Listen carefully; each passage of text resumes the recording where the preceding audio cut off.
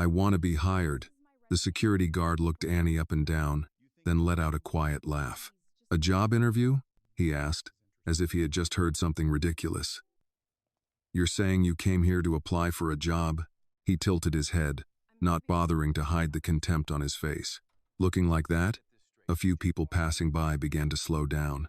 Some turned their heads. Others pretended to check their phones. But it was obvious they were listening. Annie tightened her grip on the strap of her old backpack.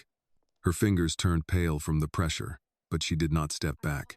Yes, sir, she said, her voice soft but clear. I'm here to apply for the first-year systems analysis internship program. The security guard blinked, as if she had suddenly started speaking another language. What?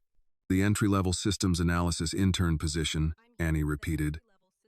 It's the program Whitmore Systems posted for the junior engineering team. That made him laugh again. Louder this time. The junior engineering team, he repeated, glancing at the receptionist beside him, as if inviting her to join in the mockery. Listen, young lady, this building doesn't hire delivery people at the front desk, and we don't need any extra cleaning staff today either. Annie's jaw tightened slightly, but her voice remained calm. I'm not here to deliver anything, and I'm not applying to be a cleaner. The guard waved his hand dismissively, looking almost tired of her stubbornness. Then take a good look at yourself. Honestly, do you think someone walks into Whitmore Systems looking like this and gets hired in technology? A man standing near the elevator let out a small laugh, then quickly raised his hand to his mouth and coughed to hide it. Annie heard it clearly. She lifted her head. My clothes don't know how to code, she said. The smile on the security guard's face faded. His eyes grew stern. That's cute, he said, but being clever won't get you upstairs. I just need someone to look at my resume. Your resume? He glanced at her faded backpack. What's in there, a lunch order? No, Annie replied. My resume. The guard leaned forward slightly, lowering his voice as if he were giving her a lesson. Let me explain something to you. This is the headquarters of a major corporation. People don't just walk in off the street and demand an interview because they saw a job posting online. I didn't just happen to walk by. Then what did you do? I prepared. The guard was about to laugh again, but at that moment, the private elevator doors at the end of the lobby opened. The whole area suddenly went quiet. Several people turned at the same time. Ethan Whitmore stepped out with two executives. His suit fit perfectly, down to the last stitch. In his hand was a cup of coffee, still steaming. He took 3 steps toward the main entrance, then stopped when he noticed the small crowd gathered near security. What's going on here? He asked. His voice was not loud, but it was enough to silence everyone. Why is my lobby so noisy this early in the morning? The security guard's attitude changed instantly. His back straightened. His voice softened too, almost sweet. Mr. Whitmore, I'm very sorry for the disturbance. He forced a smile and gestured toward Annie. This young woman came in looking, well, he paused deliberately, long enough for the insult to fall on its own. Rather shabby, sir. At first, I thought she was here for a delivery or maintenance work, but now she says she wants to apply for the entry-level systems analysis internship. The receptionist lowered her eyes. Annie did not. The guard continued, eager to prove he was only doing his job. I was just trying to keep things in order, sir. She has no access badge, no appointment, and no one to vouch for her. Yet she keeps insisting that someone look at her resume. Ethan's gaze shifted to Annie. He looked at her old hoodie, the backpack with frayed edges, the folder she held tightly against her chest. Her shoes had been cleaned, but they still could not hide the marks of time. Then he turned back to the security guard. An intern? Yes, sir, the guard answered quickly, still wearing his eager-to-please smile. That's what she says. At that moment, a man standing behind Ethan tilted his head slightly and looked at Annie. Annie recognized him immediately. Daniel Reed, Senior Director of Systems Analysis. On the company website, there was a polished photo of him standing beside Ethan Whitmore. Beneath it was an article Annie had read so many times that even with her eyes closed, she could still remember the headline. Daniel looked at her for a few more seconds. Then he turned away. Ethan looked at Annie. You want to apply for the systems analysis internship? Yes, Mr. Whitmore. You missed the application deadline. I know. Then that's the end of it. Not necessarily. The security guard gave a small scoff. as if someone had finally said what he had been trying to say all along. "You see, sir?" Ethan raised one hand. The guard fell silent immediately. "What's your name?" Ethan asked. "Annie Johnson." "Miss Johnson, do you have an appointment?" "No." "A referral?" "No." "A degree?" "No." "Anyone in this company willing to vouch for you?" "No." Ethan gave her a faint smile. It was not quite mocking, but it was not friendly either. "Then help me understand. Why are you standing in my lobby asking for a job you are not qualified for on paper?" Annie did not lower her head. "Because I can do the work." The answer made Ethan pause for a moment. Not because he believed her, but because of the way she said it so directly, without begging, without dressing it up, without trying to make herself look pitiful. He took a sip of coffee. "What experience do you have?" Annie adjusted the folder in her hands. "I repair old laptops on weekends at a small shop on 63rd Street. I've rebuilt old servers from discarded parts. I studied system architecture through free online courses and textbooks borrowed from the library. I've written monitoring scripts for local businesses that couldn't afford commercial software. I once helped a neighborhood clinic reorganize its patient check-in computers after their network kept crashing every Monday morning. I learned load balancing by testing old machines until they shut down, then figuring out why they failed." Ethan listened for a few seconds. Then he laughed. "You've repaired laptops and helped a clinic deal with a few frozen computers," he said, still smiling. "And from that, you believe you're ready to walk into Whitmore Systems and work in systems analysis?" Annie felt heat rise in her neck, but she remained still. "I believe I deserve to be evaluated," she said. Ethan looked at the two executives beside him, then back at her. "Those are not the same thing." The security guard saw his chance and stepped forward, wearing the smile of a man who was certain he stood on the winning side. "Exactly, sir. That's what I've been trying to explain to her." He turned to Annie, his tone full of condescension. "This is Whitmore Systems, not some repair shop on the south side. Mr. Whitmore hires people from the top universities in the country. People who walk in here have master's degrees, internships at major corporations, recommendation letters from respected professors. You can't just show up in a hoodie, say a few things about broken laptops, and expect the CEO to pull out a chair for you." He kept going, growing more confident because no one stopped him. "No offense, young lady, but you need to know your place. There's nothing wrong with honest work. Deliveries, cleaning, helping at the front desk, all of that is respectable. But systems analysis?" He shook his head, then glanced at Ethan with a flattering smile. "Mr. Whitmore built a billion-dollar company. He can't waste his entire morning just because someone walks in off the street and thinks she's special." Ethan did not stop him. Annie heard every word, and in that moment, she remembered something her mother had once told her. After a week in which the landlord, a teacher, and a store manager had all looked down on her. "People like to judge the packaging, Annie, because opening the box takes too much effort." Annie took a slow breath. Then she lifted her head and looked straight at Ethan Whitmore. "Here is the English version with natural grammar and storytelling flow. You can look at my resume," Annie said. Before Ethan could answer, she opened her worn backpack and took out a black folder. It was the same folder she had carried all the way from the south side to this elegant building. Annie placed it on the security desk, right in front of Ethan. "If, after reading it, you still think I don't belong here, I'll leave on my own." The receptionist stopped typing. The smile on the security guard's face slowly faded. Daniel glanced at the folder, then quickly looked away. But he was not quick enough to hide the irritation in his eyes. Ethan stared at the folder without touching it. "You actually brought a resume?" he asked. "Yes, sir. I already told you. This opportunity is closed." "Then reject me after you read it." Her answer was so simple that, for a moment, no one knew how to respond. Ethan looked at Annie again. This time, he did not look at her plain clothes, her old shoes, or the frayed backpack on her shoulder. He looked directly at her face. Daniel cleared his throat. "Ethan, we're about to be late for the investor call." Ethan did not turn toward him. The security guard quickly added, "Sir, if you'd like, I can have someone escort her out." Annie stood still. Ethan set his coffee cup down. After a few seconds of silence, he reached for the folder. No one was laughing anymore. He removed the rubber band around it and opened the first page. At first, his expression remained cold, almost indifferent. But as his eyes moved down the lines, that indifference slowly began to disappear. The first page was Annie's resume, but it was not like the resumes Ethan was used to seeing.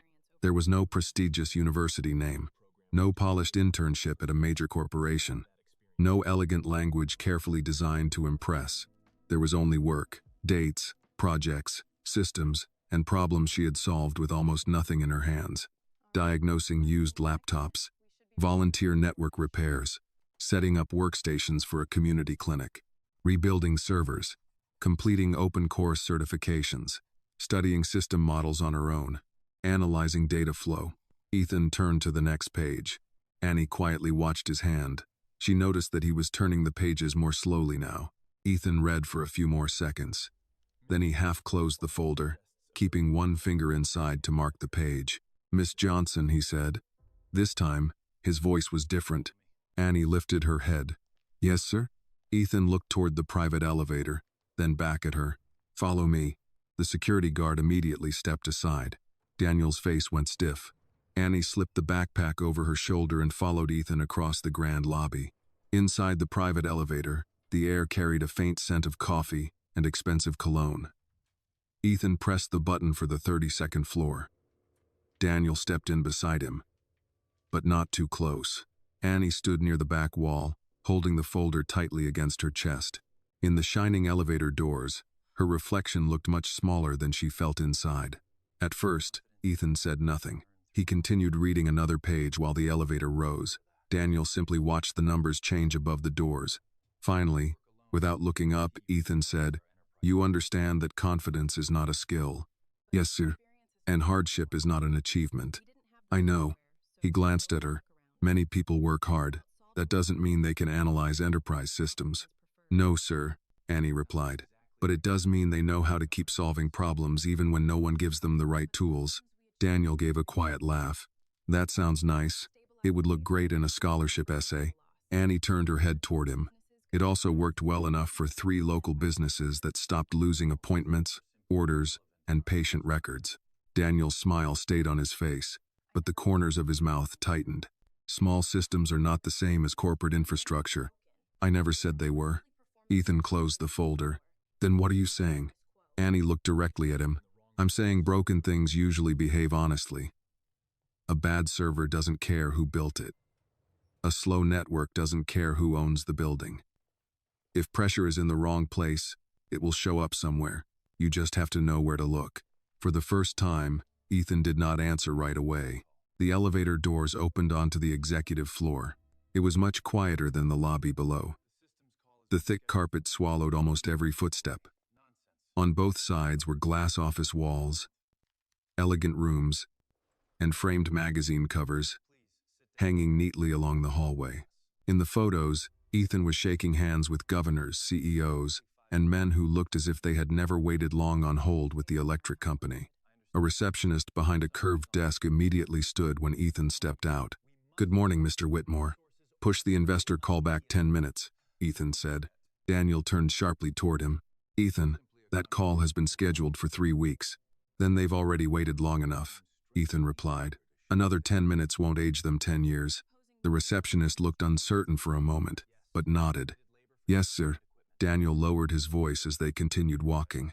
"You're making this much bigger than it needs to be." "I read quickly," Ethan said. They passed through a pair of glass doors and entered Ethan's office. The room was spacious and bright, overlooking almost the entire city below. Ethan pointed to the chair in front of his desk. "Sit down." Annie sat carefully and placed her backpack beneath her feet. Daniel remained standing. "I should call human resources in here." "Not yet." "Legal?" "Not yet." Daniel's jaw tightened. "Then what exactly is this?" "A conversation." "With a walk-in?" Ethan looked straight at him. "With someone you seem very eager for me not to discuss." Daniel offered a thin smile, the kind used to cover a crack before anyone else could notice it. "I'm protecting your time. That's my job." "No," Ethan said. "Your job is to analyze systems." Annie noticed Daniel's hand lightly touch the watch on his wrist. Ethan opened the folder again. "You rebuilt servers from discarded hardware?" "Yes." "Where?" "At a repair shop on 63rd Street. The owner let me use parts he couldn't resell." "Were you paid for that?" Sometimes. Other times, I traded labor for equipment. Daniel scoffed softly. That's not experience. That's just tinkering with old junk. Ethan looked back down at the folder, but he was no longer reading it the same way he had at first. Annie's resume was still not impressive by corporate standards.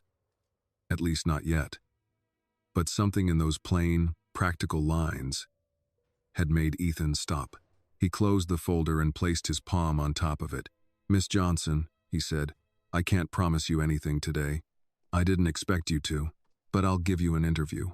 Daniel turned immediately. "Ethan, one interview," Ethan repeated, his eyes still on Annie.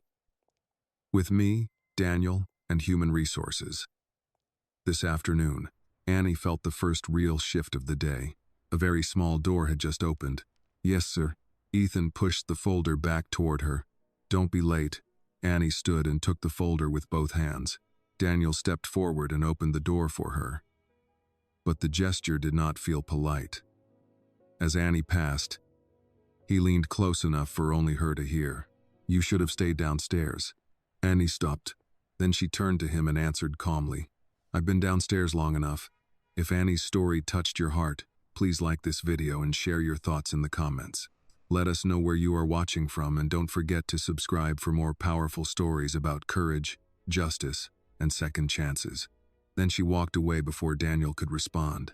The elevator doors closed behind Annie with a soft sound that seemed smaller than the moment itself. The executive floor felt different from the lobby downstairs. It was quieter, slower, built for people who never had to rush for buses or check bank balances before buying groceries. Floor-to-ceiling windows looked out across Chicago. Framed magazine covers lined the hallway walls. Ethan Whitmore stood smiling in every one of them.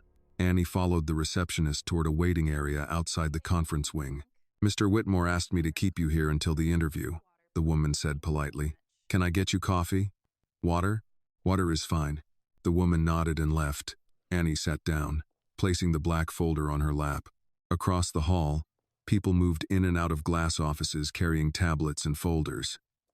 Nobody looked at her directly, but she felt it anyway. The quick glances, the small pauses, the silent question, "What is she doing up here?" A few minutes later, the conference room doors opened. Daniel stepped out first. He saw her immediately. The smile he wore in meetings disappeared. "You're still here." Annie looked up. "Mr. Whitmore asked me to stay." Daniel folded his arms. "You really think this ends with an interview? I didn't come here because I thought it would be easy." "No." He gave a small laugh. "You came because someone told you hard work always wins." Annie said nothing. Daniel walked closer. "You know what happens in places like this?" he asked quietly. "People with experience compete. People with credentials compete. They fail all the time." He looked at the folder on her lap. "And you walked in with repair shop projects and community work. Those projects solved problems. So do plumbers." The words hung there. Annie looked at him steadily. "Then maybe more executives should think like plumbers." Daniel's smile vanished. Before he could answer, Ethan's office door opened. "Daniel," his voice carried across the hallway. Daniel stepped back at once. Ethan stood at his doorway holding Annie's CV. His coffee was gone now. Reading glasses rested in one hand. "Inside, both of you." The office felt quieter than before. Ethan sat behind his desk while Annie and Daniel took seats opposite him. He opened the folder again. "South Ashland Clinic called back," he said. Annie blinked. Daniel looked over. Ethan continued reading. "Mrs. Alvarez said their patient intake delays dropped by 40% after your changes." Annie nodded slowly. "Yes, sir. She also said you refused payment." "It wasn't my system." Ethan looked up. "What does that mean?" "It means they needed help. I knew how to fix it." Daniel leaned back. "Helping a clinic doesn't qualify someone for enterprise infrastructure." "No," Ethan said calmly, "but it qualifies her for honesty." Daniel went quiet. Ethan flipped another page. "You rebuilt a server from discarded parts?" "Yes." "For what?" "A neighborhood tutoring center." "Why?" "Their computers kept crashing." "And you fixed it?" "For less than $100. Daniel laughed softly. "That isn't scalable." Annie finally turned toward him. "Not everyone needs scalable," she said. "Sometimes people just need working." The room settled. Outside the windows, Clouds moved over the city. Ethan closed the folder halfway. You know what I don't understand? He asked. Annie waited. You clearly know systems. You work. You study. You solve problems. He rested one hand on the CV. So, why walk into my lobby instead of applying again next year? Daniel glanced at him. Annie looked down at her hands for the first time since entering the building. Then she answered, because sometimes waiting costs too much. Ethan's expression changed slightly. My mother works nights, Annie continued, double shifts when they need her. Some weeks she barely sleeps. She looked back up. I can keep repairing laptops. I can keep taking small jobs. But eventually you have to stop waiting for doors to open. Daniel exhaled quietly through his nose. Ethan studied her. The room stayed silent long enough for the clock near the bookshelf to tick twice. Then Ethan pressed the intercom. Linda. Yes, Mr. Whitmore? Move HR to 2 o'clock. Daniel turned immediately. Ethan. 2 o'clock. Ethan repeated. The line clicked off. Daniel stared at him. You're serious? Yes. This isn't how we hire. Ethan leaned back in his chair. No, he said. It isn't. He looked at Annie again. But maybe that's the problem. For the first time since entering Whitmore Systems, Annie felt the room shift without anyone laughing. Ethan slid the folder closed. One interview, he said. That's all this is. Yes, sir. Daniel stood. His chair moved sharply against the carpet. As he reached the door, he paused. You know what your problem is? He asked Annie without turning. No. You still think talent is enough. He walked out. The door closed behind him. Ethan remained silent for several seconds. Then he looked toward the photograph of his wife on the shelf before turning back. Miss Johnson. Yes? Don't prove him right. Annie held the folder tighter. I won't. Annie left Ethan's office with the folder pressed against her side. The executive floor looked different now. Not friendlier, just quieter. The receptionist gave her a small nod as she passed. HR interview is at 2, she said. Please check in downstairs when you return. Thank you. Annie stepped into the elevator alone this time. The doors closed. Her reflection stared back from the polished metal. Same hoodie. Same backpack. Same worn sneakers. 4 hours earlier, those things had made people laugh. The elevator stopped on 26. 3 employees entered. 2 men and a woman. They noticed her immediately. One of the men glanced at the visitor badge clipped to her hoodie. Interview candidate, he asked casually. Annie nodded. What department? Systems analysis. The woman looked surprised. Really? Before Annie could answer, the other man laughed softly. Tough division, he said. Reed runs that place like the military. The woman lowered her voice. Not military, more like survival. The elevator reached the lobby. They stepped out together. The morning crowd had thinned. The same guard still stood behind the security desk. He saw Annie and straightened. Not out of respect, out of confusion. You're still here? She's returning later, the receptionist answered before Annie could speak. The guard looked past Annie toward the elevators. Mr. Whitmore actually kept her? Nobody answered. Annie walked toward the revolving doors. Outside, Chicago air hit colder than before. She checked her phone. 3 missed calls. Mum. A text sat beneath them. How did it go? Annie smiled faintly. Better than expected. The reply came almost immediately. Come home first. I made 40 minutes later, Annie pushed open the apartment door. The smell hit her before the warmth did. Meatloaf, mashed potatoes, black pepper. Her mother stood near the stove still wearing navy scrubs from the night shift. Her eyes looked tired in the way people's eyes did after years of choosing work over sleep. Well? Annie set the folder down. I got an interview. Her mother froze. Interview? With Ethan Whitmore. The wooden spoon slipped from her hand and hit the counter. No. Yes. No, Annie. She laughed once. I mean no as in impossible. Annie smiled for the first time all day. Her mother walked over and touched her face. What happened? Annie sat at the kitchen table and told her everything. The lobby, the guard, the laughter, the meeting, the interview. Her mother listened without interrupting. When Annie finished, the room stayed quiet. Then her mother sat across from her. You know what scares me? Annie looked up. You belong there. The answer came too quickly. No, I don't. Yes, you do. Her mother folded her hands. That's what scares me.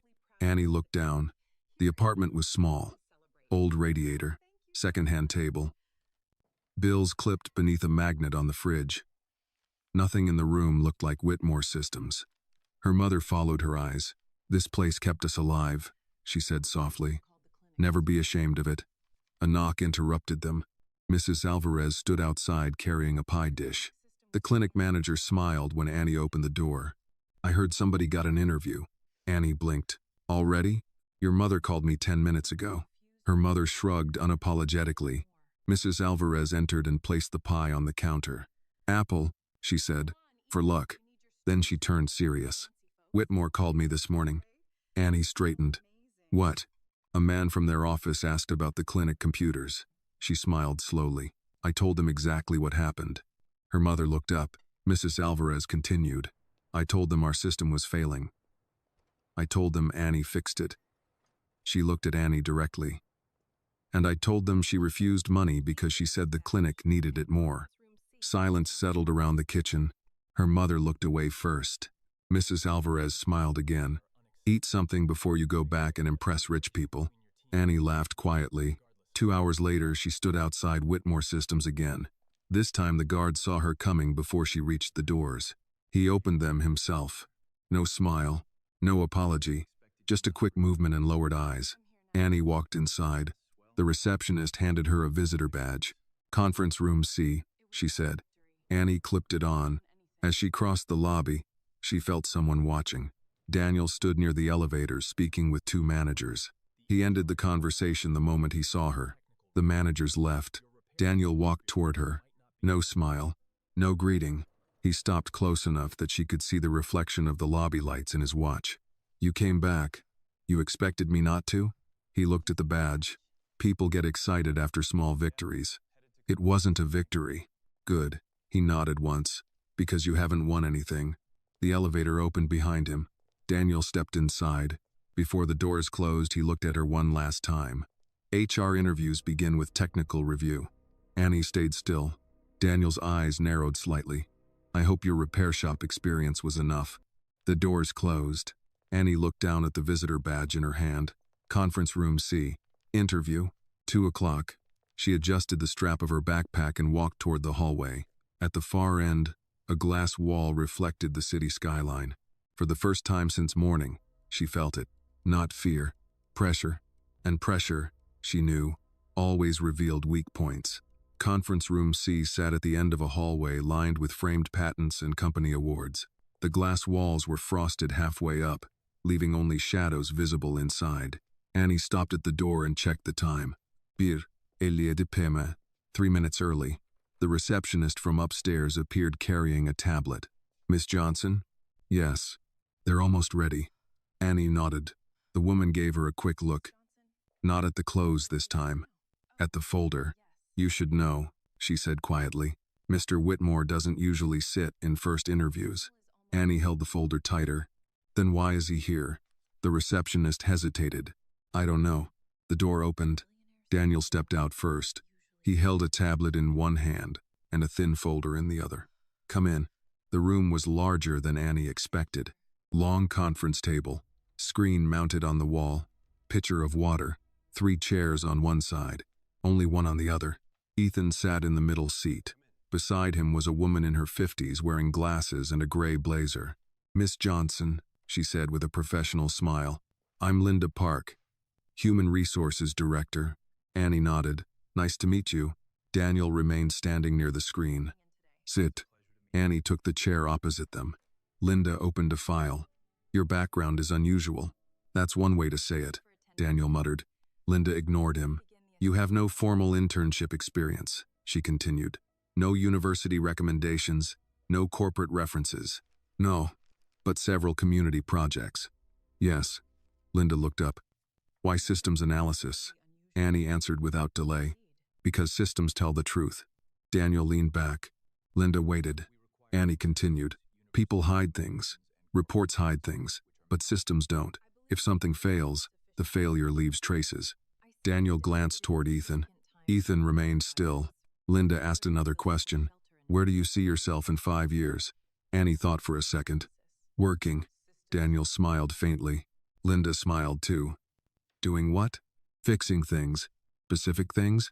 Whatever people stopped noticing because it always worked before. The room went quiet. Daniel tapped his pen. Ethan finally spoke. What happens when a system fails? Annie looked at him. Depends on the system. A hospital network. Delays. A bank. Losses. A logistics network. Supply chain disruption. Ethan folded his hands. A payroll system. Annie paused. Families miss rent. The answer sat in the room longer than the others. Linda wrote something down. Daniel stood. Technical portion. He walked to the screen. A network diagram appeared. Server clusters.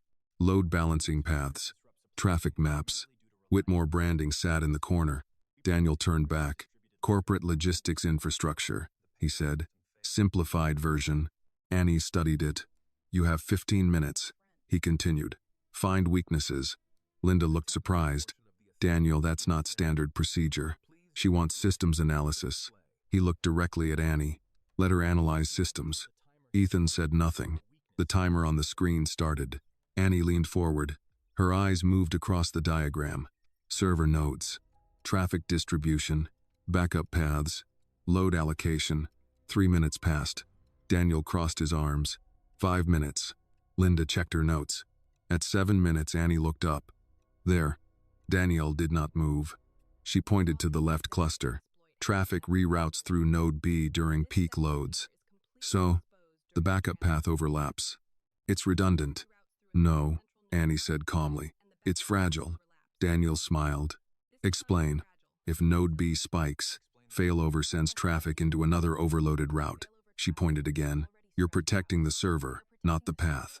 Linda looked toward Ethan. Ethan sat forward slightly. Annie continued. Peak traffic hits Monday mornings? Daniel's expression changed. Why Monday? Because hospital systems sync weekend records before shift changes. Silence. Linda looked at the diagram again. Annie pointed lower. And this queue priority setting. What about it? Daniel asked. It favors processing speed over recovery. Daniel answered immediately. That improves efficiency. Until recovery starts failing. The room went still. Annie sat back. You asked for weaknesses. Nobody spoke. Linda looked toward Ethan. Daniel walked slowly back to the table. You've seen diagrams like this before. No. You guessed. No. Then how? Annie looked at him. Community clinic. Daniel frowned. Their computers froze every Monday. The room fell quiet. Ethan's fingers tapped once against the table. Just once. Linda closed her notebook. Daniel remained standing. Then Ethan spoke. What if she's right? Daniel looked over immediately. She isn't. You checked. It's theoretical. Annie said nothing. Ethan looked toward the screen. Run it. Daniel turned. What? Run the simulation. Linda blinked. Daniel stared at Ethan for 2 seconds. Then he picked up the tablet. The simulation loaded. Traffic increased. Node B spiked. Backup routing activated. The path overloaded. Warning indicators appeared across the diagram. Silence. Linda slowly lowered her pen. Daniel's jaw tightened. The room stayed still. Annie did not smile. Ethan looked at the screen for several more seconds before turning back. Miss Johnson. Yes, sir? Where exactly did you say you learned systems? Annie folded her hands. Mostly wherever people couldn't afford mistakes. Nobody moved. Daniel looked at the frozen warning screen behind him. For the first time since Annie entered Whitmore Systems, he looked less certain than annoyed. Ethan closed the interview file. We're done for today. Linda looked surprised. Daniel looked worse. Annie stood. Thank you for your time. She picked up her folder. As she reached the door, Ethan spoke again. Miss Johnson. She stopped. If we call you back, he said. How soon can you start? Daniel turned immediately. Annie looked at Ethan. Tomorrow. Tomorrow. The answer stayed in the room after Annie left. The conference room door closed quietly behind her. Daniel turned first. You cannot be serious. Linda gathered her notes without looking up. The exercise was fair. She got lucky. Ethan remained seated. No, he said. She noticed something.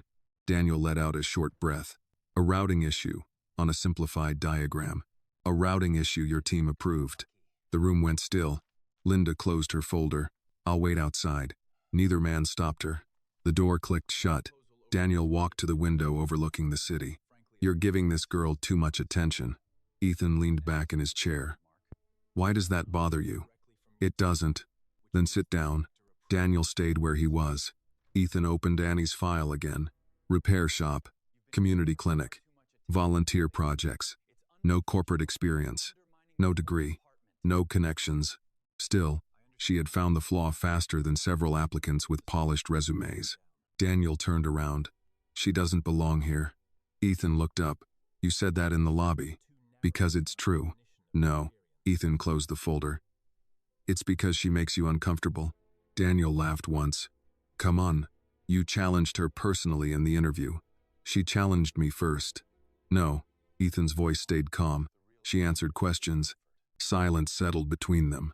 Daniel looked away first. Downstairs, Annie stepped outside Whitmore Systems into the late afternoon cold. Chicago had turned gray. People hurried home carrying coffee cups and grocery bags. A CTA train rolled overhead with its familiar metal scream. Her phone vibrated. Mom? Well? Annie smiled. I think it went okay. Okay? I solved a systems problem. You solved a systems problem in front of the billionaire? I think so. Her mother laughed softly. Annie could hear dishes in the background. Come home. Mrs. Alvarez brought pie again. Apple? Of course, apple. Annie started walking toward the station. Behind her, 30 floors above the street, Ethan Whitmore stood alone in his office. The city stretched behind him. On his desk sat Annie's file. His phone buzzed. Investors. Again. He ignored it. Instead, he pressed the intercom. Linda. Yes? Bring me candidate reports from the internship pool. Tonight? Yes. 20 minutes later, folders covered his desk. MIT. Stanford. Northwestern. Recommendations. Research papers. Corporate internships. Ethan flipped through them. Strong applicants. Polished applicants. Expected applicants. Then he reopened Annie's file. The difference bothered him. At 7:30, the office floor was almost empty. Daniel returned carrying his coat. You're still here? Ethan looked up. So are you. I had work. Ethan tapped Annie's file. So did she. Daniel remained standing. What happens if you hire her? He asked. The staff will talk. They already talk. She has no background. She has work. She has repair shops. She has results. Daniel's jaw tightened. Ethan noticed. Tell me something, Ethan said quietly. Why were you watching her in the lobby? Daniel paused. What? You recognized her? No. Yes, you did. The answer came too quickly. Daniel looked toward the windows. I watch everyone who walks into this building. No, Ethan said. You watched her. Silence. Then Daniel picked up his coat. You're reading too much into this. He left. The door closed. Ethan stayed where he was. For several seconds he looked at the empty doorway, then at Annie's file. His eyes stopped on one line. Independent systems modeling. Under it, handwritten in blue pen, most failures begin where people stop looking. He read it twice. Across the city, Annie sat at the kitchen table eating reheated meatloaf while her mother watched her with tired eyes. So? Annie swallowed. So what? What aren't you telling me? Annie smiled. You know me too well. Her mother waited. Annie set down her fork. The systems director doesn't like me. Mrs. Johnson shrugged. Then he has good judgment. Annie laughed. I'm serious. So am I. Her mother reached for the pie. If people like you immediately, you're probably not changing anything. Annie looked down at her plate. The apartment radiator clicked softly. The evening news played in the background. Normal sounds. Small sounds. The kind people forgot. Her mother cut a slice of pie. You still have that old laptop? Yes. Charge it tonight. Why? Her mother placed the pie in front of her. Because people don't ask when you can start unless they're already thinking about tomorrow. Annie looked up. Her mother smiled. At that same moment, Ethan Whitmore stood alone in the dark executive floor. He picked up his phone. Linda? Yes, Mr. Whitmore? Prepare an intern contract. A pause. For which candidate? Ethan looked once more at Annie's file. Annie Johnson. Down the hall, unnoticed by everyone, Daniel Reed stood frozen outside the half-open office door. And for the first time that day, he looked afraid. Daniel did not move until Ethan's office lights went off. The hallway outside the executive floor had already emptied.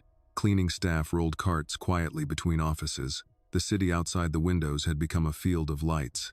He stepped away from the door and walked back toward systems analysis.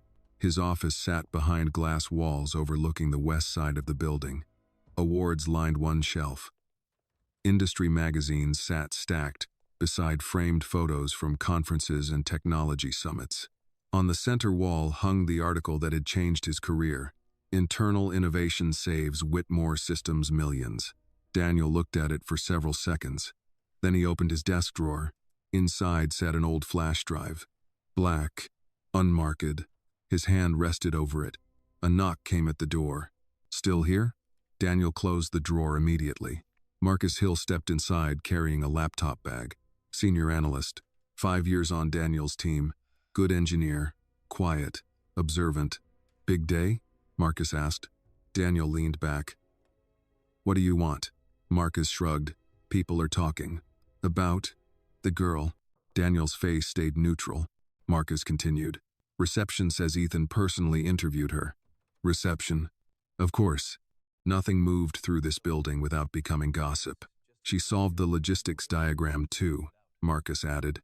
Daniel looked up. You heard that already? Everyone heard. Marcus smiled faintly. Linda talks when she's impressed. Daniel stood and walked toward the window. She got lucky. Marcus did not answer. The silence lasted long enough to become noticeable. Daniel turned. What? Marcus looked away first. Nothing.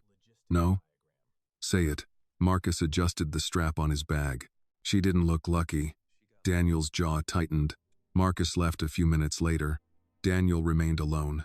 He reopened the drawer. The flash drive sat exactly where he left it. His phone buzzed. Unknown number. He ignored it. It rang again. He answered. Yes? A woman's voice came through. Mr. Reed? Yes. This is Angela from Archive Services. You asked last month about restoring old recruitment submissions. Daniel went still. Yes. We found the backup folders. His grip tightened around the phone. And? There are more files than expected. We'll need approval before deleting anything. Daniel's eyes moved toward the flash drive. No, he said quietly. Do nothing until I call back. He ended the call. Across the city, Annie sat cross-legged on the floor beside her old laptop. Her mother had gone to sleep an hour earlier. The apartment was quiet except for the radiator clicking and the distant sound of traffic. Annie opened a folder labeled Kleinik Patches. Then another, Server Notes. Then one simply called Contest. She stared at it, did not open it. Her email chimed. Whitmore Systems. She froze. Slowly she clicked. Congratulations. We are pleased to offer you a provisional internship position. Annie read the message twice. Then a third time. Her hands shook. She stood so quickly the chair tipped backward. Mom. No answer. She ran toward the bedroom. Mom. The door opened immediately. Her mother looked alarmed. What happened? Annie held out the laptop. Mrs. Johnson adjusted her glasses. Read. Read again. Then covered her mouth. Neither of them spoke. Finally, her mother sat on the edge of the bed. They hired you? Provisional internship, Annie said quickly. It's not permanent. Her mother laughed through tears. Baby, yesterday they thought you were cleaning staff. Annie laughed too. For the first time since walking into Whitmore Systems, she allowed herself to feel it. Not victory, possibility. The next morning, Chicago woke beneath gray clouds. Annie arrived 40 minutes early. Sama hoodie, same backpack, different visitor badge. Intern access. The guard at reception stood as she approached.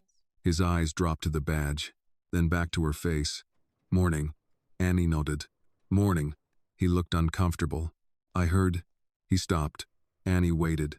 I heard you got in. Yes. He nodded once. Did not apologize. Did not joke. Just stepped aside. The elevator doors opened. Inside stood Marcus Hill. He glanced at the badge. You're Annie? Yes. He held out his hand. Marcus. Systems team.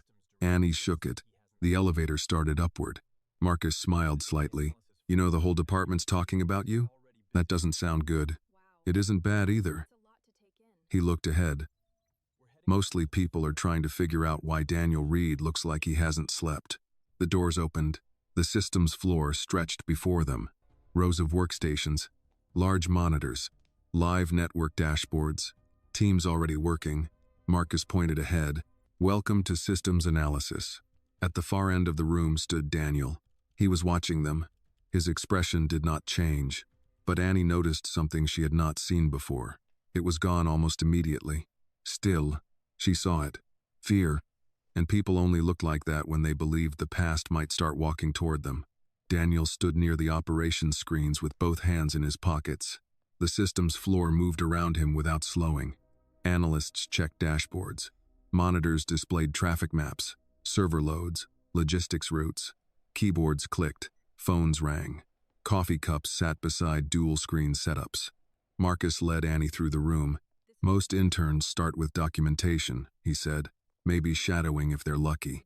Annie looked around. The place felt different from the executive floor, less polished, more alive. This is Operations East, Marcus continued. Infrastructure monitoring, diagnostics, routing behavior. Daniel runs the division. At the far end, Daniel finally walked toward them. Marcus stopped. You're late to stand up. 2 minutes. 1 minute too long. Marcus nodded and moved off. Daniel turned to Annie. No greeting. No welcome. He handed her a badge. Temporary systems access. Desk 14. Annie looked toward the row of workstations. Desk 14 sat near the back wall. Small monitor. Older machine. No second screen. No headset. Everyone around it had better setups. Annie noticed. Daniel noticed her noticing. Problem? No. Good. He looked toward the floor. You're here to learn. He walked away. Marcus returned 10 minutes later carrying coffee. He glanced at the workstation and frowned. Seriously? Annie looked up. What? Marcus lowered his voice. Desk 14 hasn't been used in months. Annie looked at the old monitor again. It works. Marcus smiled. Yeah, you really are new. Before Annie could answer, a voice called from across the room. Morning meeting. People gathered near the main display. Daniel stood in front. Annie stayed near the back. Hospital systems rollout enters phase 3 this week, Daniel said. I want diagnostics complete before Friday. He clicked the remote. A network map appeared. Traffic routes. Recovery paths. Node groups. Annie's eyes moved automatically. Daniel kept talking. Monitoring team handles load review. Recovery team handles redundancy checks. He paused. Intern. Everyone looked back. Annie looked up. Daniel pointed toward a stack of printed files. Documentation archive. Organize them. The room stayed quiet. Marcus shifted beside her. Annie nodded. Okay. Meeting over. People returned to work. Marcus leaned closer. He gave you paper. It's work. No. Marcus looked toward Daniel. It's filing. Annie picked up the first box. Inside were old reports, routing summaries, archive diagnostics. She sat down, worked. 30 minutes passed. Then something caught her eye. A report. Hospital traffic simulation. Monday load behavior. Annie stopped. She flipped pages. Recovery path. Node overlap. Her eyes narrowed. The same weakness. Not similar. The same. She stood. Marcus looked over. What? Annie held up the report. When was this made? Marcus glanced. About 8 months ago. Who wrote it? He checked the cover. Daniel's division. Annie looked back at the page. Recommendation ignored. Recovery overload risk unresolved. Her fingers paused on the final section. Implementation approved. She sat slowly. Marcus noticed her expression. What is it? Annie lowered her voice. The routing issue from the interview.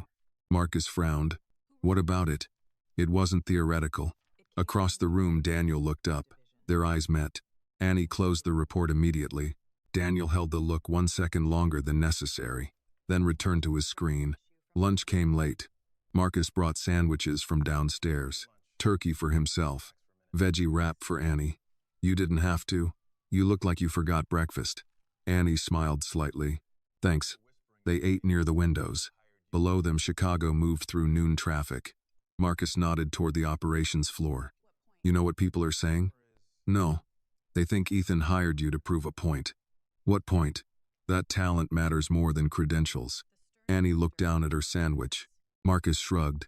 I don't know if it's true. What do you think? He thought for a second. I think Daniel hates surprises. Across the room, Daniel stood talking with two analysts.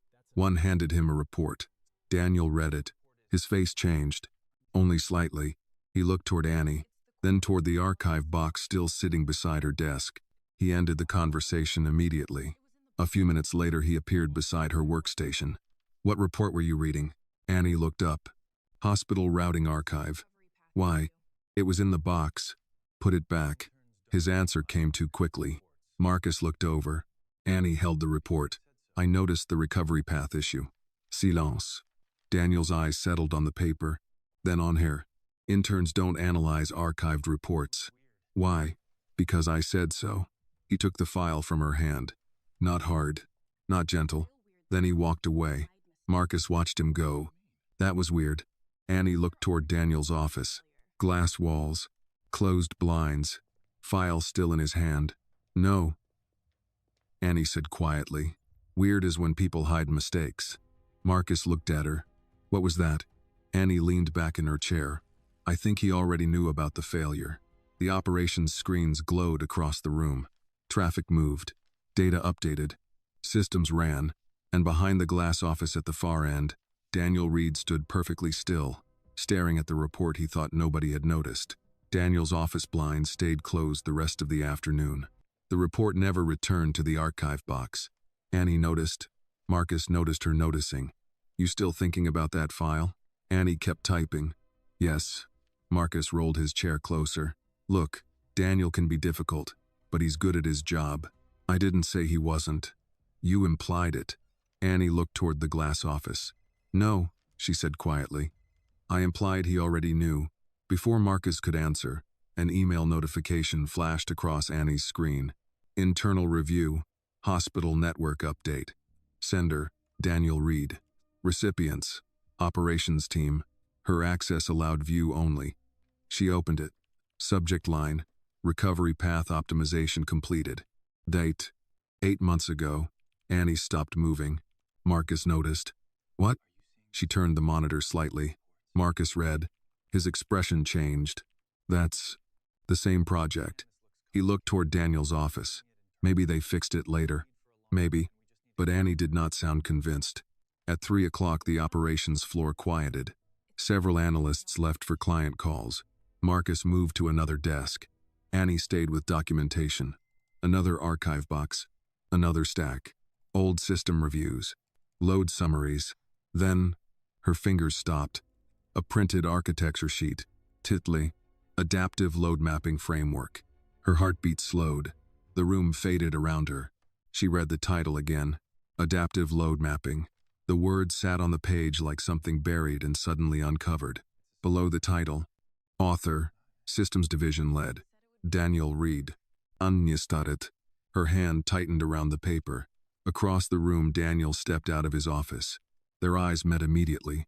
His face changed. Not surprise. Recognition. He started walking toward her. Fast. Annie lowered the page. Daniel stopped beside the desk. What are you reading? His voice was even. Do even. Annie held up the paper. This. Daniel took it immediately. Archive material. You wrote this? Yes. The answer came without hesitation. Marcus looked over from across the room. Annie stayed seated. What is adaptive load mapping? Daniel's eyes stayed on her. Internal infrastructure methodology. Can I read it? No. Why? Restricted access. He slid the paper into his folder. Marcus stood now. The room had gone quieter. Daniel looked at Annie. You have work to do. He turned away. Annie watched him walk back to the office. The door closed. Marcus came over immediately. What was that? Annie looked at the empty space on her desk. Nothing. That wasn't nothing. She stayed quiet. Because it wasn't. Hours later, the office began emptying. Monitors shut down. Chairs rolled back. Coats came off hooks. Marcus packed his bag. You leaving? In a minute. He nodded toward Daniel's office. He's still here. Annie looked. Lights on. Blinds closed. Shadow moving inside. Marcus hesitated. You know, people used to talk about him differently. Daniel? Yeah. How? Marcus leaned against the desk. Brilliant. Fast. Built half the systems division. He shrugged. Then about a year ago he changed. Annie looked up. How? More defensive, more secretive. Marcus lowered his voice. Started locking project folders. Stopped sharing drafts. A year ago? Marcus nodded. The timing landed quietly between them. Marcus left. The floor emptied. Annie shut down her workstation. As she stood, her phone buzzed. Mom, how was work? Good. You ate lunch? Yes. You're lying.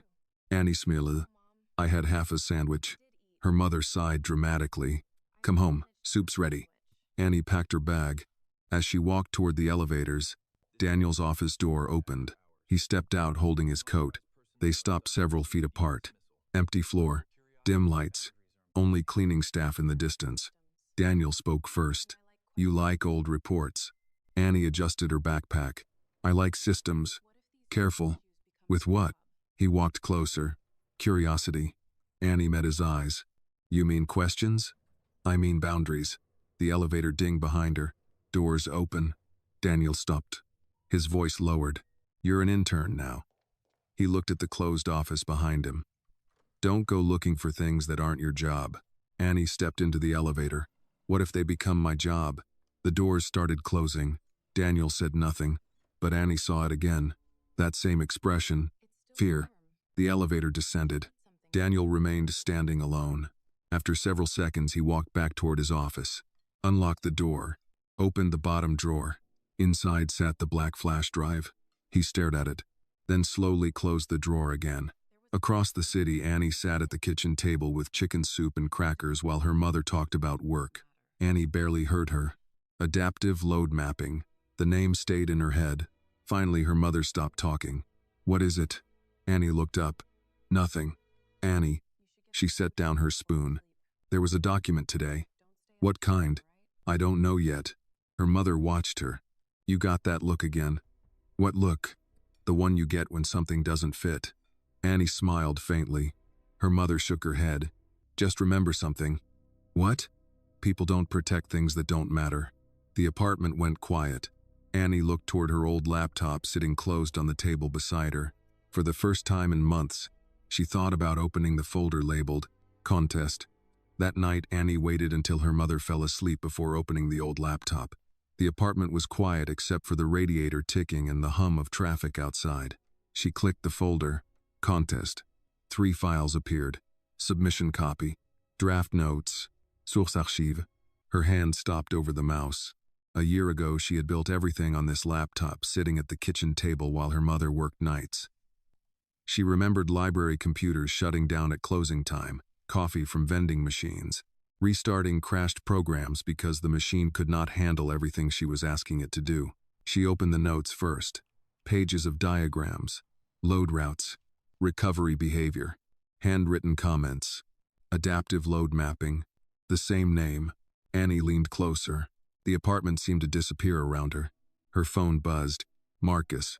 She hesitated, then answered. Hey, you working? A little. You sound like you found something. Annie looked at the screen. Maybe. Marcus lowered his voice. You remember the report today? Yes. I checked archive access logs. Annie sat up. You what? Relax. I was curious. And? The document disappeared. Silence. What do you mean disappeared? I mean it's gone. He paused. Archive entry exists. File doesn't. Annie looked back at the laptop. Adaptive load mapping still filled the screen. Who deleted it? No record. Impossible. Marcus laughed quietly. Welcome to corporate life. Annie did not laugh, because she already knew impossible things happened. The next morning she arrived at Whitmore 20 minutes early. The system's floor was half empty. Marcus sat with coffee and a breakfast sandwich. You look terrible. He slept fine. You're lying again. Annie sat down. Daniel's office lights were already on. Marcus noticed her looking. He got here before me. What time was that? 6. Annie checked the clock. 7:15. Daniel stepped out carrying a tablet. The room changed immediately. People straightened. Conversations ended. He stopped beside Marcus's desk. Server review at 9. Marcus nodded. Daniel looked at Annie. Intern. Yes? Conference room B. Documentation sort. Marcus frowned. She's been doing documentation for 3 days. Daniel looked at him. And? Marcus said nothing. Daniel walked away. Annie picked up her notebook. Conference room B sat near archive storage. Inside waited 3 boxes. Paper again. Marcus appeared at the doorway. This is ridiculous. It's work. No. He stepped inside. It's hiding. Annie looked up. Marcus lowered his voice. He's keeping you away from systems. Before she could answer, footsteps sounded outside. Marcus straightened immediately. Ethan Whitmore entered. Both stood.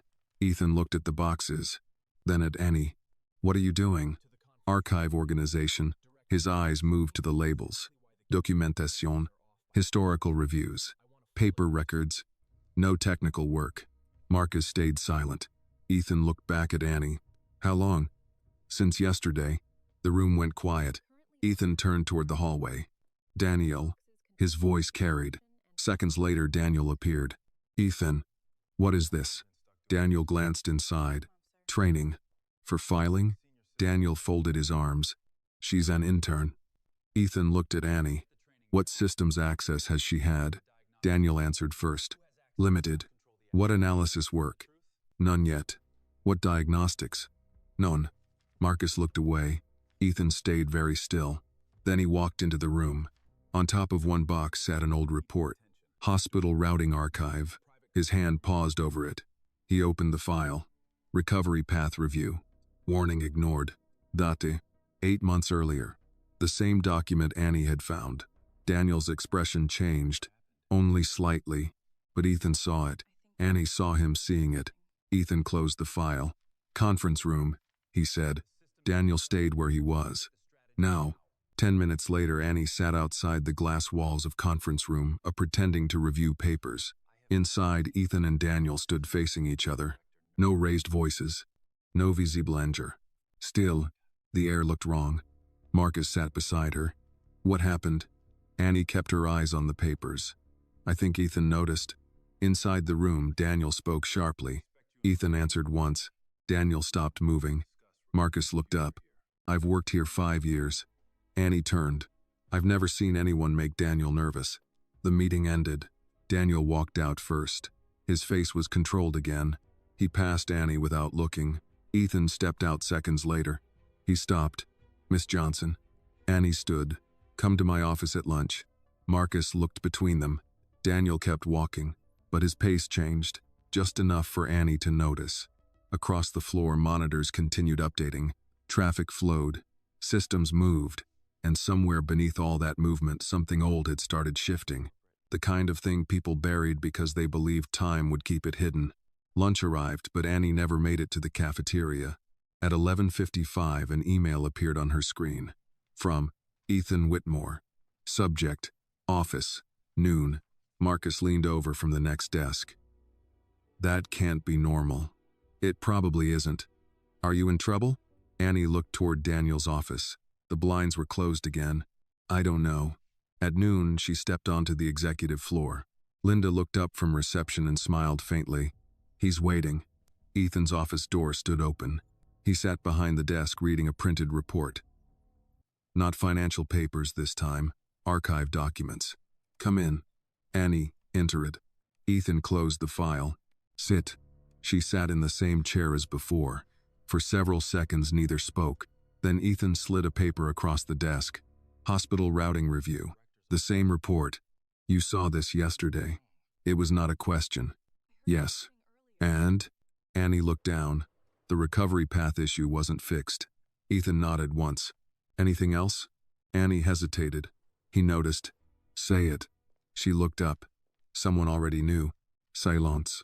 Outside the windows, Chicago moved under gray skies. Ethan leaned back. Why do you think that? Because the warning existed. She touched the report. The risk was documented. And? It stayed. Ethan watched her carefully. Anything else? Annie thought about the archive file. Adaptive load mapping. Danielle.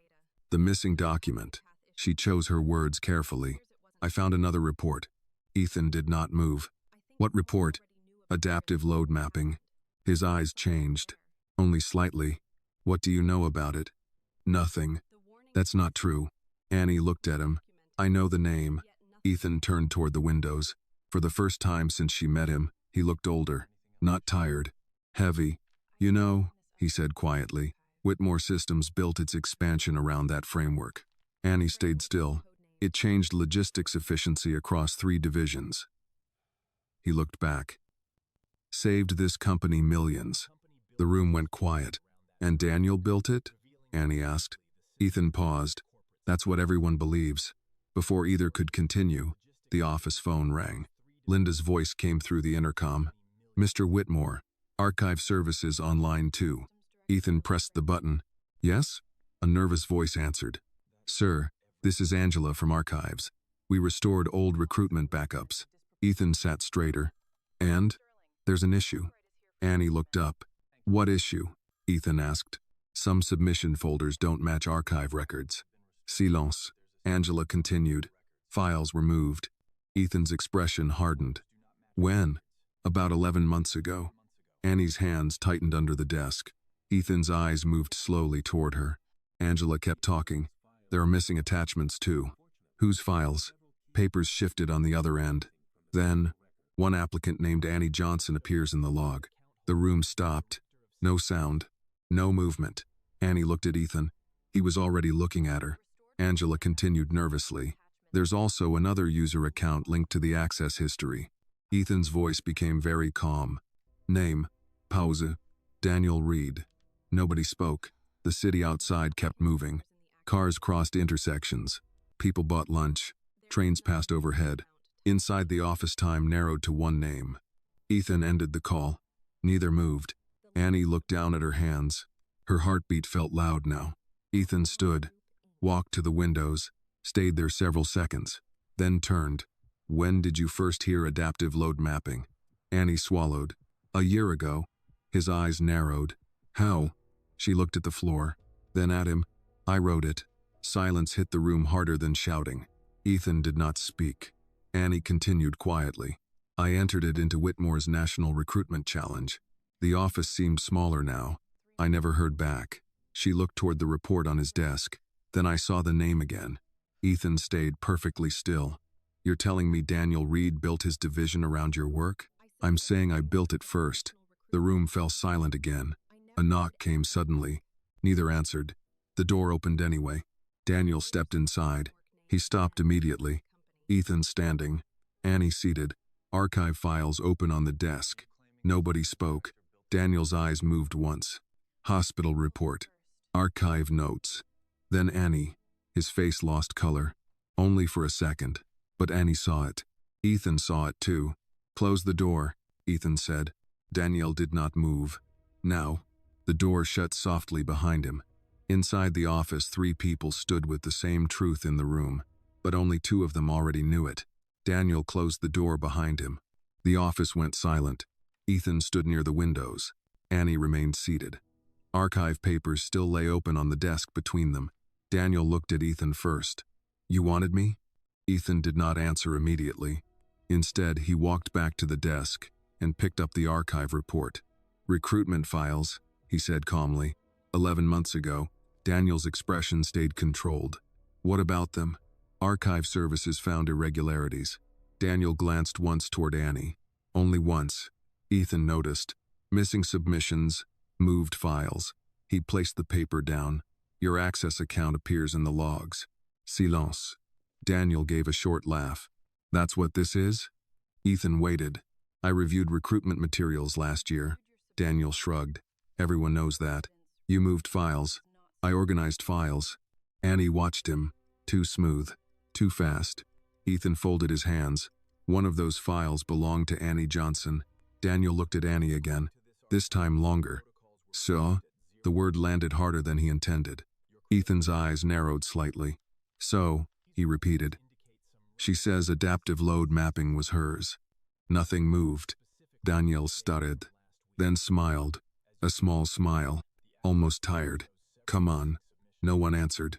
Daniel looked toward Annie. You're serious? Annie met his eyes. Yes. Daniel laughed again, not loudly. Worse. Dismissively. You wrote one of the most successful infrastructure frameworks this company has used. I built it. You repaired laptops. I built it. Daniel looked back at Ethan. This is absurd. Ethan stayed quiet. Daniel stepped closer to the desk. Do you know how many people claim ownership after success? He shook his head. Students. Freelancers. Contractors. He looked at Annie. People see headlines and attach themselves to them. Annie stood. I still have the source files. The room stopped. Daniel's face changed. Only for a second, but Ethan saw it. Annie continued. Draft notes, original models, timestamp history. Daniel looked at her. No, you don't. The answer came before he could stop it. Silence. Nobody moved. Daniel realized it immediately. Ethan did too. The office became very still. Ethan spoke quietly. How do you know what she has? Daniel's jaw tightened. I don't. You answered fast. Because this is ridiculous. Ethan picked up the archive sheet. Sit down. Daniel did not move. Sit. Slowly he took the chair. Annie remained standing. Ethan looked at both of them. When adaptive load mapping entered production, who approved final architecture? Daniel answered automatically. My division. Who authored it? I did. Who reviewed submissions from the recruitment challenge? Silence. Daniel looked away. Ethan repeated the question. Who reviewed them? I did. Annie's fingers tightened around the folder at her side. Ethan nodded slowly. The pieces had started moving now. Not enough. But moving. The office phone rang. Linda, Ethan answered. Yes? Her voice sounded tight. Sorry to interrupt. Operations needs Daniel immediately. Daniel stood halfway. What happened? Linda paused. Hospital routing alerts. Everyone froze. Ethan looked up. What alerts? Recovery failures. The room went silent. Daniel grabbed his tablet. That's impossible. Linda continued. 3 hospital networks. Load spikes. Monitoring says fallback routing isn't holding. Annie looked toward the hospital report on the desk. Recovery path issue. Warning ignored. Daniel was already moving. Ethan stopped him. Conference room. 10 minutes. Ethan. 10. Daniel left. Door open. Door closed. Silence returned. Ethan looked at Annie. You saw this coming. It was not a question. Annie answered quietly. The warning was already there. He looked toward the city. Down below, people crossed streets and bought lunch and lived ordinary lives while systems carried their schedules, salaries, appointments, prescriptions. Broken systems never stayed inside computers. They always reached people. The intercom buzzed again. Linda, Mr. Whitmore, monitoring teams confirm failures spreading. Ethan closed his eyes briefly. How bad? 3 hospitals delayed intake already. Annie stood still. Her mother worked nights in healthcare. She knew exactly what delayed intake meant. Waiting rooms, long shifts, missed records, people sitting in pain because screens froze. Ethan looked at her, then at the report, then at the door Daniel had just walked through. Come with me. Minutes later, Operations East no longer sounded normal. Phones rang. Monitors flashed warnings. Analysts moved between stations. Marcus stood at the main screen. Traffic maps glowed red. Daniel stood in the center giving orders. Shift recovery priority. Route traffic manually. Rebalance loads. Nobody noticed Ethan and Annie enter. Then Marcus looked up. Mr. Whitmore. The room changed. Daniel turned. His face tightened. Ethan walked to the main display. Hospital traffic. Recovery failures. Node overload. Exactly where Annie had pointed during the interview. Nobody spoke. Ethan looked at the screen. Then at Annie. What do you see? Every eye in the room turned. Daniel stepped forward immediately. She's an intern. Ethan did not look at him. What do you see? He asked again. Annie walked closer. Her eyes moved over the routes. Server paths. Recovery chains. Then she stopped. Her voice stayed calm. The system is protecting the wrong node. Marcus looked up. Daniel went still. Annie pointed. Failover keeps rerouting through the overloaded path. She looked at Ethan. It's repeating the same mistake. Silence spread across the room. Monitors continued flashing. Phones kept ringing. And for the first time since Annie entered Whitmore Systems, the entire department stood watching the girl they thought belonged downstairs. Phones kept ringing across Operations East. Red warnings flashed over the monitoring wall. Hospital intake delays. Recovery failures. Node overload. Analysts moved between stations with tablets and headsets. Someone near the back cursed quietly when another alert appeared. Annie stood beside the main display. The system is protecting the wrong node. Nobody spoke. Daniel stepped forward first. She's guessing. Annie looked at the screen. No. Daniel's voice sharpened. You've seen a routing map and suddenly you're an architect now? Marcus turned in his chair. Several analysts stopped typing. Ethan remained still. Annie pointed at the display again. Traffic fails here.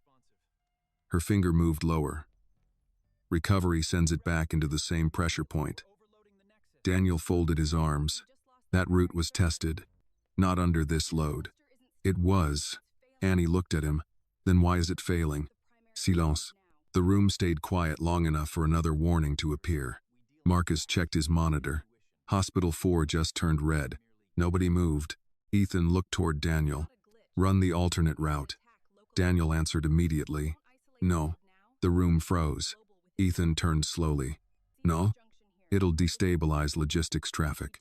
Annie looked at the map. No, it won't. Daniel looked at her. You don't know that. I do. How? Annie walked to the keyboard station. Marcus moved aside. Her eyes scanned traffic flow. Load distribution. Priority queues. Then she typed. Fast. People began gathering behind her. Marcus leaned closer. What are you doing? Checking path inheritance. Daniel stepped forward. Stop. Annie kept typing. Marcus looked at the output. His expression changed. Wait. Everyone looked at him. Marcus pointed at the screen. She's right. Silence. Daniel went still. Marcus kept reading. Recovery inheritance mirrors logistics routing. He looked up. Changing hospital priority won't affect shipping. The room became quiet enough to hear keyboards in distant departments. Daniel spoke slowly. That configuration isn't public. Annie stopped typing. Marcus looked between them. Ethan noticed. Annie turned toward Daniel. No, she said quietly. It isn't. Daniel stared at her. For 1 second, the entire room disappeared between them. Then another alert sounded. Hospital 5. Critical. Marcus looked up sharply. We're spreading. Ethan made the decision. Run her route. Daniel turned immediately. Ethan. Run it. The order cut through the room. Nobody moved at first. Then Marcus sat down. Hands on keyboard. Daniel stayed frozen. Marcus looked at him. Sir? Daniel did not answer. Marcus executed the reroute. Traffic shifted. Node pressure dropped. Recovery path stabilized. One warning disappeared. Then another. Hospital 4 returned yellow. Silence spread across operations. Marcus looked at the monitor. It's working. Nobody spoke. Annie stepped back from the station. Daniel stared at the screen. Ethan looked at him. How long? Daniel blinked it. How long what? How long did you know the routing warning existed? The room stopped again. Daniel looked around. Employees listening. Analysts watching. Marcus unmoving. His voice came lower now. The warning was theoretical. Annie looked at him. It wasn't. Daniel ignored her. We tested internally. Marcus frowned. No, we didn't. Everyone turned. Marcus looked at Daniel. I reviewed rollout records last year. He swallowed. There wasn't a final simulation. Silence. Daniel's face changed.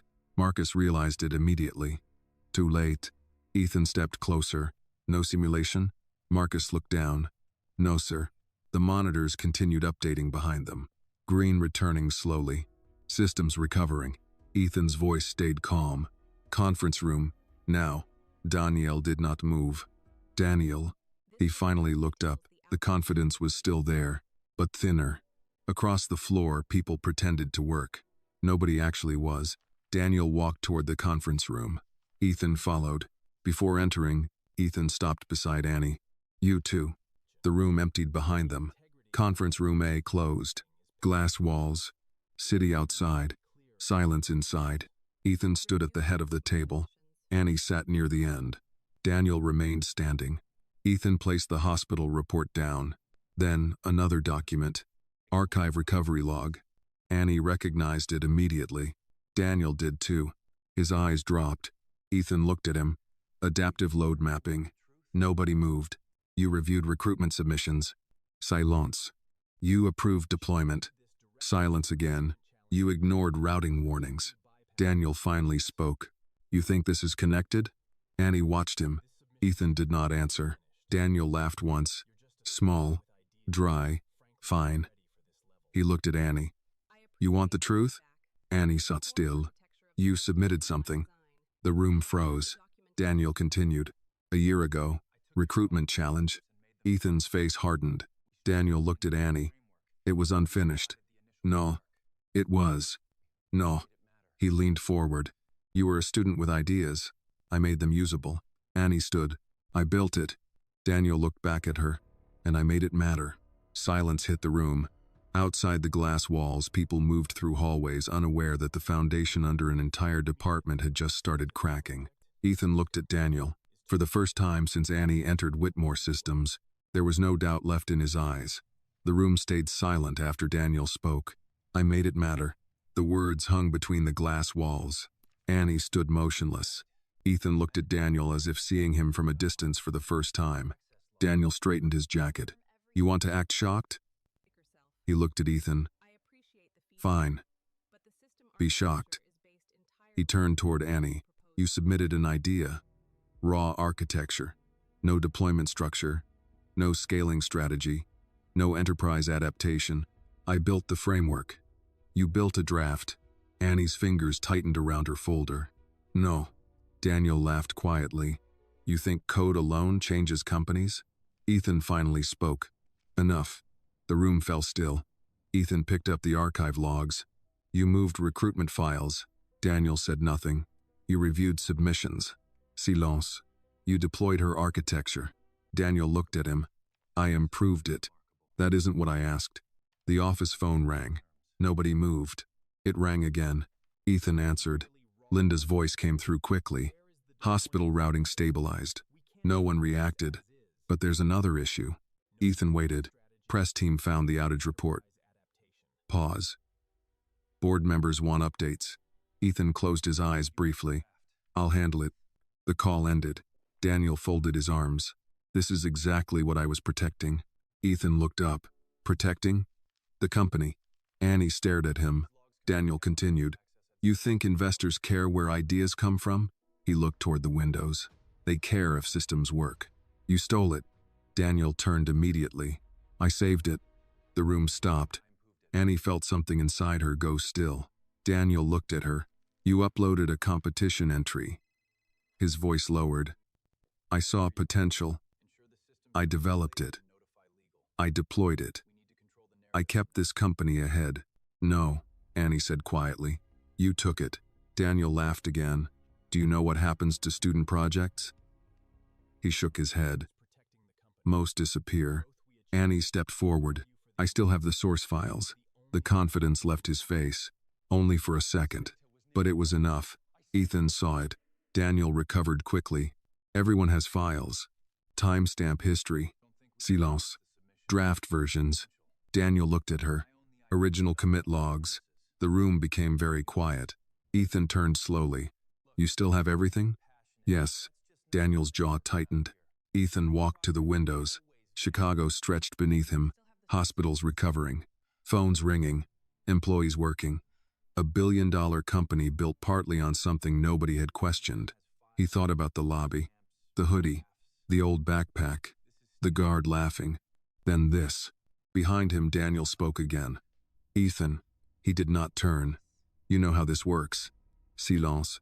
People build on ideas all the time. Ethan still did not move. I carried this division. Nothing. I built your systems department. Ethan turned. No. His voice stayed calm. You built your career. The room went still. A knock interrupted them. Linda entered. She stopped immediately. Archive logs. Hospital reports. Nobody sitting. Nobody speaking. Sorry, she said carefully. Board call starts in 10. Ethan nodded. Cancel it. Linda blinked. The board? Yes. She looked at Daniel. Then Annie. Something in the room told her not to ask questions. She left. The door closed. Daniel looked at Ethan. You can't do that. I just did. You're risking investors. No. Ethan looked at him. I'm fixing a mistake. Silence. Daniel's face changed. The confidence was slipping now. Not much. Enough. Annie saw it. Ethan returned to the desk. Bring me everything. Daniel looked up. All deployment records, recruitment reviews, archive access. Ethan. Everything. The word cut through the room. Daniel started. For the first time since Annie met him, he looked tired. Not angry. Tired. Slowly he picked up his tablet. You're making a mistake. No. Ethan looked at Annie. I already made one. Nobody moved. The sentence landed harder than shouting, because everyone knew what he meant. The girl in the lobby, the laugh, the interview, the filing boxes, everything after. Daniel opened the door. Before leaving, he stopped beside Annie. You think this ends with justice? Annie looked at him. He smiled faintly. Companies don't work like that. He walked out. The door closed. Silence returned. Ethan sat down heavily. For several seconds he said nothing. Then he looked at Annie. When you walked into my lobby, she waited. I thought I knew exactly who you were. Annie stayed quiet. He looked at the folder in her hands. I was wrong. Outside the windows, clouds moved over Chicago. The city looked the same. Inside Whitmore Systems, nothing did. Annie slowly placed her folder on the desk. I brought more than my CV that day. Ethan looked up. She opened the folder. Inside sat an old flash drive. Black. Unmarked. The same kind Daniel had hidden. Annie set it between them. This is the original project. Ethan stared at it. Her voice stayed calm. I never deleted anything. The black flash drive sat between them. Ethan did not touch it immediately.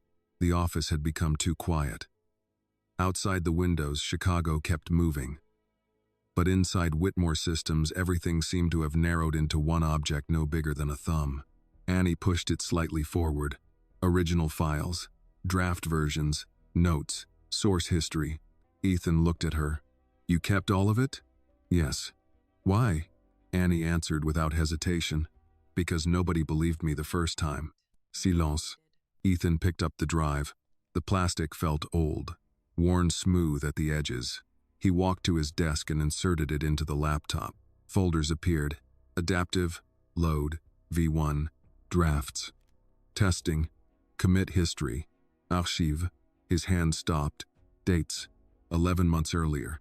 Earlier than internal deployment. Earlier than Daniel's reports. The office door opened suddenly. Linda stepped in. Sorry, Mr. Whitmore, but the board... She stopped. Screen open. Files visible. Annie standing. Ethan silent. Linda closed the door quietly. What happened? Ethan turned the monitor toward her. She leaned closer. Read the timestamps. Then looked at Annie. Oh. No one spoke. The office phone rang again. Ethan ignored it. He opened another folder. Handwritten notes, scanned into PDF. Traffic behavior. Recovery paths. Annotation. One line highlighted in blue. Protect paths, not servers. The room went still. Ethan remembered the outage, the reroute, the recovery fix. Annie had solved it because she already knew it. Not because she guessed. Because she built it. A knock came. Nobody answered. The door opened anyway. Marcus stepped inside holding a tablet. Sorry. Hospital recovery is stable, but... He stopped. His eyes landed on the screen. Adaptive load mapping. Then Annie. Then Ethan. Marcus slowly lowered the tablet. What is that? Nobody answered. His eyes moved to Annie again. Understanding arrived slowly. Oh my God. The room stayed quiet. Outside the glass walls, employees moved through the executive floor unaware that an entire story was collapsing. Ethan opened the archive folder. Email copies. Submission receipt. Whitmore recruitment portal. Applicant, Annie Johnson. Submission time. 11:45 PM. Everything sat there. Intact. Untouched. Real. Linda lowered herself into a chair. Marcus remained standing. Ethan scrolled further. Then stopped. What is this? Annie stepped closer. On screen sat another folder. Internal comparison. She frowned. I didn't make that. Ethan opened it. Inside were screenshots. Whitmore deployment architecture. Annotation. Side-by-side comparisons. Daniel's implementation. Annie's original. Marcus leaned closer. They're identical. Silence. Not similar. Not inspired. Identical. Linda covered her mouth. Ethan sat back slowly. His face had gone completely still. The office phone rang again. He answered this time. Yes. Daniel's voice came through. We need to talk. Ethan looked at the screen. No. Pause. Ethan. No. He ended the call. The room remained silent. Annie stood near the desk. For the first time since entering Whitmore Systems, she looked tired. Not angry. Not relieved. Just tired. Ethan noticed. You carried this for a year. She nodded. Marcus looked at her. Why didn't you sue? Annie smiled faintly. With what money? Nobody answered. Linda looked down. Marcus looked away. The question stayed in the room because everyone knew the answer.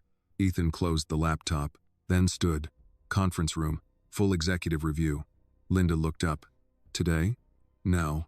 Marcus straightened. Ethan picked up the flash drive. And bring archive services. The intercom buzzed immediately. Reception. Mr. Whitmore? Yes? Mr. Reed is here. Silence. Ethan looked toward the door. What does he want? He says this concerns the company. Ethan's hand tightened around the drive. Send him in. Seconds later, Daniel entered. His tie was loose now. His face controlled, but his eyes moved immediately to the desk. Laptop. Open folders. Flash drive missing. He understood instantly. Nobody spoke. Daniel looked at Annie, then Ethan, then the screen still glowing behind the desk. What did you find? Ethan stepped aside. The monitor remained visible. Submission receipt. Timestamp. Name. Annie Johnson. Daniel stopped moving. Marcus watched him. Linda watched him. Annie said nothing. Ethan's voice stayed calm. You told me you made it usable. Daniel swallowed once. I did. Ethan looked at the screen. No. Silence. You copied it. Nobody moved. Daniel looked toward Annie, then back at Ethan. You don't understand. Then explain. The room held its breath. Daniel looked at the files again. The timestamps. The notes. The architecture. Everything he thought time had buried. His shoulders lowered. Just slightly. I opened recruitment submissions that night, he said quietly. Nobody spoke. I saw her work. Annie stayed still. Daniel looked down, and I knew immediately what it was. Ethan's face hardened. Daniel laughed once. Small. Broken. The problem is, he looked at Annie. So did nobody else. Silence. He turned toward the windows. She would have been rejected. Annie's eyes narrowed. Daniel continued. No degree. No connections. South Side address. Community projects. He shook his head. The system would have ignored her. Ethan said nothing. Daniel looked back. So I took it. The room went silent. No excuses left. No language left. Only truth. And this time, everyone heard it. So I took it. Nobody moved. The office felt smaller after the confession. Marcus stood near the door with both hands hanging at his sides. Linda remained seated, eyes fixed on the table. Annie looked at Daniel without blinking. Ethan said nothing. That silence lasted longer than anger would have. Daniel looked toward the windows. You want me to say I hated her? He asked quietly. I didn't. He turned back. I respected the work. Annie's voice came low.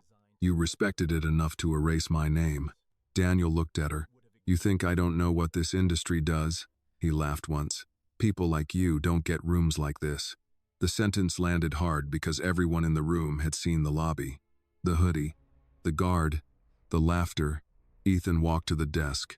He picked up Annie's flash drive. You made that decision for her. Daniel did not answer. You looked at her work and decided she didn't deserve her own future. Daniel's jaw tightened. I gave it a future. No, Ethan said quietly. You gave yourself one. Silence. Outside the office, people moved through hallways carrying coffee and laptops. Somewhere an elevator opened. Somewhere a phone rang. Inside the room, nobody moved. Linda finally stood. Ethan. He raised one hand. Not now. Daniel looked tired suddenly. Older.